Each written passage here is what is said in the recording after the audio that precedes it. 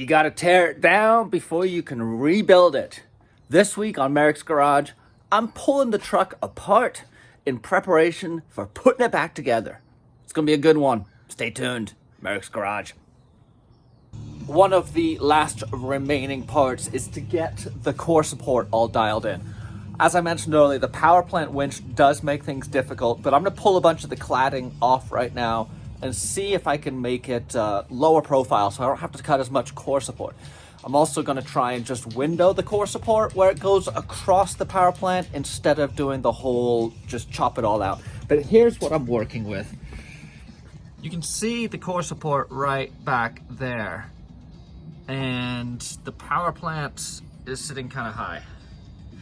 But a lot of it is plastic, and I think it can come off. Started work on the kicker bars. You guys may have noticed, or maybe you didn't, my kicker bars are upside down. When I put them in, I didn't realize it until I saw some later. Now, I don't think it makes a difference, but while I have the roof off, I'm putting this new guy in. So I have just done this little butt cut, and I'm gonna burn this in right now. Now it is time to notch it for the header bar. So this is how I am going about doing it. I'm setting this plane up at a 45 degree to this plane, which should give me a nice deep notch and allow it to fit perfectly. A lot of this stuff, it's all in the setup. This probably took me 10 minutes to get where I want it.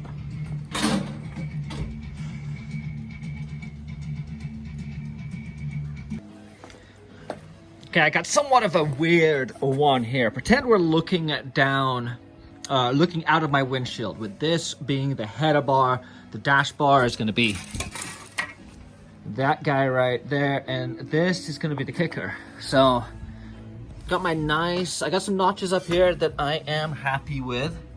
Gonna clean them up a little bit. I've got my first notch down here.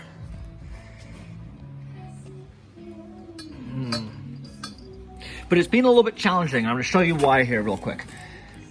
It is 16 inches, 16 and a half inches from tube to tube, and that is tube to tube outside wall. That is not center to center. So that is measured on, obviously, a straight. So you can see what I've got here is, pull this guy out of the way. I am going at 16 and a half inches right there. So this side is done. It should fit. Now I need to do this side. What I've done is measured, this is 16 and a half. This is exactly where I need to be. And then this template that I pulled off of that online tubing calculator gives me a template that I can then knock out on the bandsaw. Very, very cool. So let's transfer this over from that side to this side. I'll do my cut, and we'll be back in 2 and 2. I did finish up my kicker bar. This has come out well. Got the notches down there. They're a little long right now, but I'm not too worried about that. I think I'm most likely, oh, and there's a sneak peek of my new vinyl wrap. What do you guys think? I was going to keep this one quite literally under wraps for a while, but I'm pretty excited about it. And let's talk about the roof. You guys saw briefly the vinyl wrap that I've thrown on here. Really stoked on that. It's going to look good. It's a big change from the black. The roof has come together well. I fixed a lot of the dents and dings it has. Some minor rust spots that I took care of. And then I sticker bombed the roof, as I did with my original roof. I put out a picture on Instagram and got inundated with people asking if they could send me a sticker, which I gladly obliged, leading to this awesome roof. You also may notice that I have all these LEDs up here. These will be run as my interior lights. So no longer will I have just the white lights right over the B-pillar. I'm gonna run these in series all around the interior of the truck, mostly on the roll cage, to provide a whole lot of interior lighting. I also finished up wiring this potential headlight bar. So this will be feeding right through this guy. I've got to throw a drop of silicone in there. And then the wires just come straight down the A-pillar. I'll have to figure out where they terminate, but I am excited about this guy. I'm excited about how the wrap looks. And I'm looking forward to getting all this stuff back together.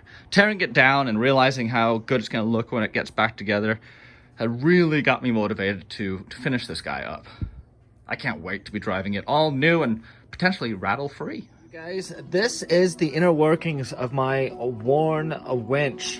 I'm taking it apart so I can just pack it with some grease and relocate some of the compressor, like the compressor tank. And what else? This is like the solenoid, what's it called? The reluctor, not the reluctor. Anyway, that's the electrical component of it. But here's what I want to show you. This is so cool. So in here is the electrical motor. But there's a there's a belt-driven compressor off here. So that's way cool. This thing still needs to be cleaned up, but yeah, let's take a look inside. All that is happening on this side is you have the electrical motor that spins this connecting rod, which engages with these planetaries, and as, let me take this guy out. As these guys spin, you can see that the outer ring, I mean the reduction ratio is obscene. I'll have to look into what that is, but you can see that it's a massive reduction ratio driving this, which through these guys engages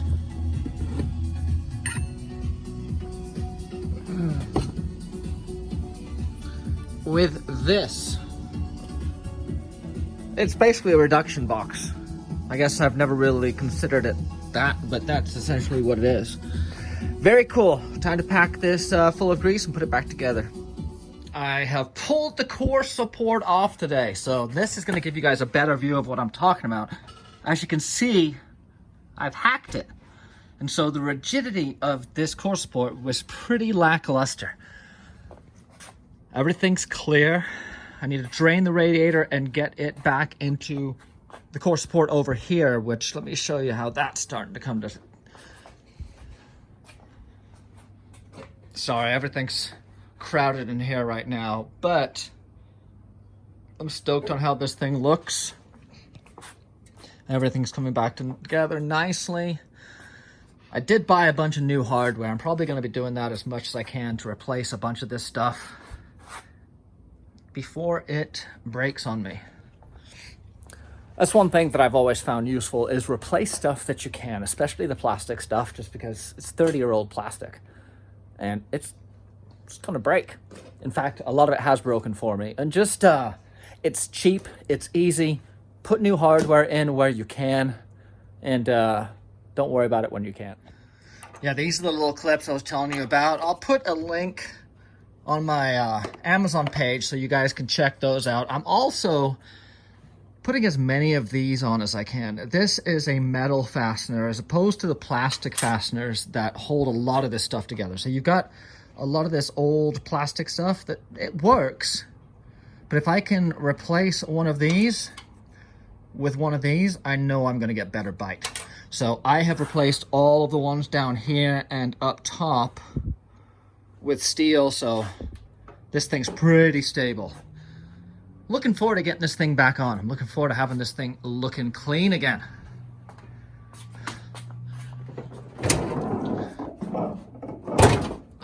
It got me a big mess of stuff to work on.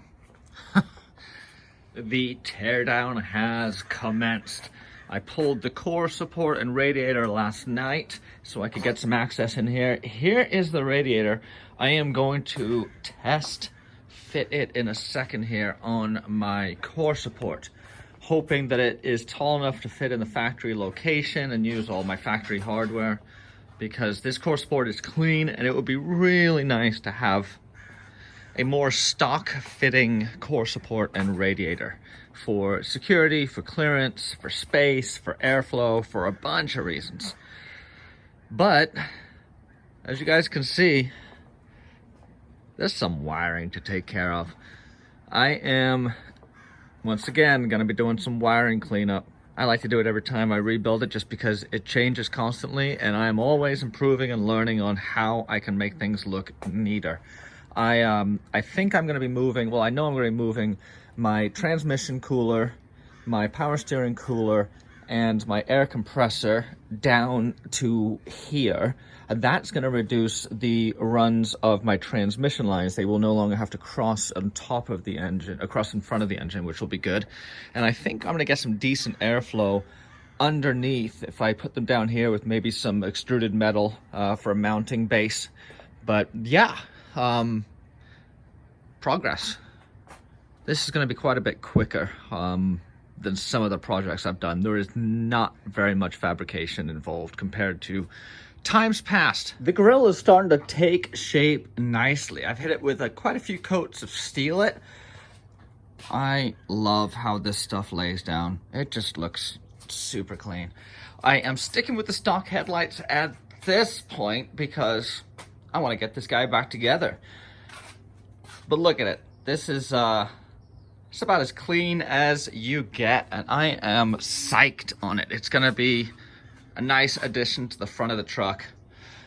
I'm also gonna be able to keep a lot of stuff off of the core support that historically was on there because I'm able to move a lot of the cooling and fluid collection down beneath the core support under here where it's gonna sit on my A-bomb front bumper. So yeah, I'm very stoked. This is how I envision the front of the truck starting to take shape. I have ordered a piece of perforated steel to go between the A-bomb and the front cross member to provide a platform to which I can mount all this stuff. This is basically the, I forget the name still, it's not a solenoid, but it's the electronic actuator that controls the winch. Here's the tank for the compressor. Here's the compressor. This is my transmission cooler, power steering cooler, and it all fits quite nicely in this little tray underneath. So I'm stoked on this. It's going to be very well protected. It's going to be exposed to good airflow, and it should fit underneath my core support, which is the super big win. Yeah, I'm fired up on this. It's gonna be nice and neat and tidy. I'm not sure if I'll move this guy. I most likely will, because once I have a platform to bolt everything down to, there's gonna be more real estate. And getting everything down, protected, out of the way is clutch. So this is coming together great. Stoked on how much space I have. And taking apart the winch really did help quite a bit. Hey, I want to thank you guys for hanging out with me today in Merricks Garage. If you have not seen my video series from when I four-linked the front of the truck, I'm going to put a link to the playlist up here that you guys should check out. It shows me tearing down the frame all the way down, putting all the hoops in, getting it dialed, and rebuilding the Dana 60. I took that opportunity to put a bunch of stuff together into the Dana 60, and I built a big video series out of that too. So check them out. They'll both be up here, and we'll see you next week. Merricks Garage.